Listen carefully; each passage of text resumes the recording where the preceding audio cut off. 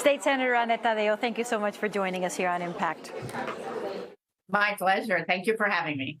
So you, along with Gabby Giffords and other prominent Florida Democrats, kicked off a bus tour here in Miami. What can you tell us about that, and how did you become involved? Well, I'm actually in this race because of a conversation I had with my own daughter after Uvalde. It was my daughter who sat me down and said, "Mom, we need your voice. You need to fight to make sure this doesn't keep happening. All of the attacks on our kids in schools, you can't go to the movies, grocery store, church, synagogue, you name it."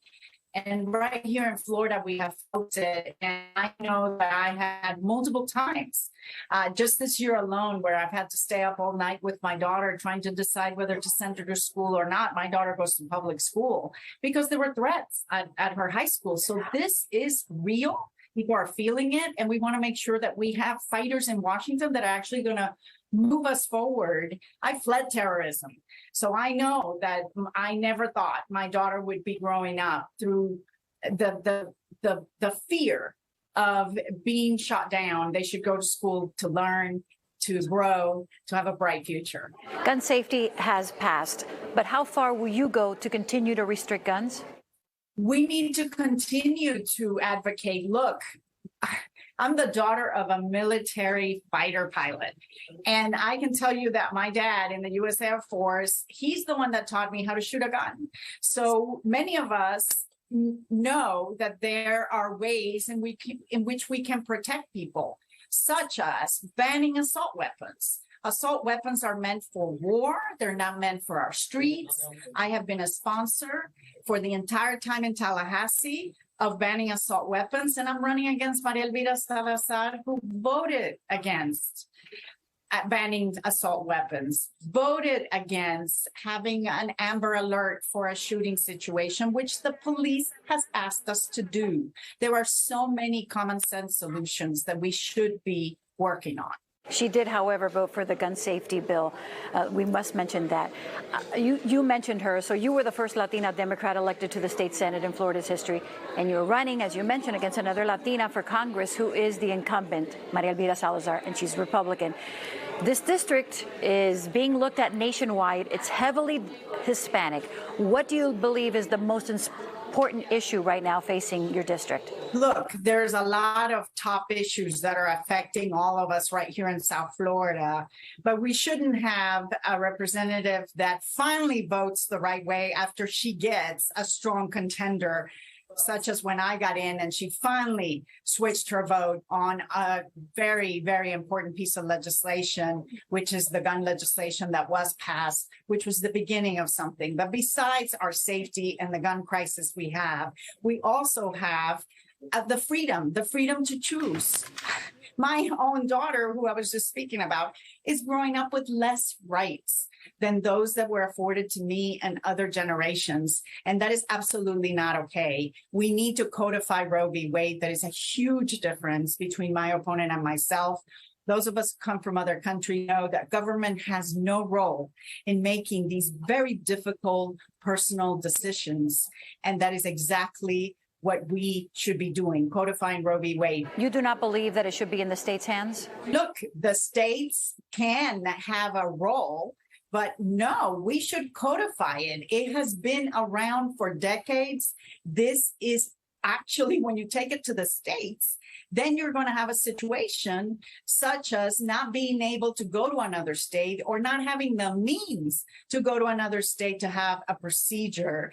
And I'm even running against somebody who actually voted against having the freedom. You can't just talk about freedom and then say you can't travel to another state to have a medical procedure. But that is indeed who we have representing us in Miami-Dade. As a small business owner, you can attest to the fact that it's a difficult time right now across the board. How do you think this administration is handling rising costs and inflation? Absolutely. I can tell you, I meet a payroll up to this day, 30 years in business, and we absolutely have been going through a very tough time. And how do we deal with that? We deal with that by actually investing in our communities, investing in infrastructure, such as the infrastructure bill, which my opponent voted against, such as making sure that there is no price gouging when it comes to gas. But instead, she voted against that, such as these are things that the Democrats have been doing, including, for example, having a cap on insulin. A lot of people in our community, especially minority communities, are spending hundreds of dollars on life-saving medication. We should be working to make sure that there's a cap on these medications. The rest of the world does not have these expensive prices for medications, but we do. You said you were chosen for a leadership position in the state Senate because you know how to work across the aisle and deliver. Do you believe that you could also do that in our nation's capital, in Congress? Absolutely. And I can tell you that what we need is uniters in Congress. We have a very divided country with a lot of extremes. And unfortunately, the MAGA Republicans, like my opponent, are actually just trying to satisfy a base that is extreme. And what I have done in Tallahassee for 5 years now is not just gain the respect of my colleagues on the Democratic side, but my colleagues on the Republican side. You mentioned a divided country. Do you believe President Biden has been a unifier? Absolutely. And I will tell you, not just a unifier, but actually somebody who has told the truth. What a concept. It's okay to tell the truth about the fact that there are an extreme part of the MAGA Republicans who are trying to get rid of our democracy. January 6th, it's unbelievable that we still have people, including my opponent, who have said that there are questions as to the election and that we shouldn't have a January 6th committee to get to the bottom of what happened. Look, you can't defend democracy 90 miles away in Cuba or in Venezuela or Nicaragua, you name it, if you're not going to defend it right here in the United States of America. You mentioned Cuba, Venezuela, and Nicaragua. How important is it for you to fight for the rights of people fleeing those countries? It's very important, and I have done it. I'm the one who brought up the busing of this whole program and the funding, the $12 million that the administration of DeSantis ended up getting in the budget in order to be able to bus immigrants, including Cuban Americans, Venezuelans, to Delaware, all because of politics. They're still to this day raising money off of this issue. That is not okay. This community was built by immigrants. Many of them came from Bahamas and from other places as well. So we have a great place because we are so diverse. And to use it for political points the way they're using it, and to really behave this way, and from my opponent and others whose parents came here. We appreciate your time and we wish you good luck.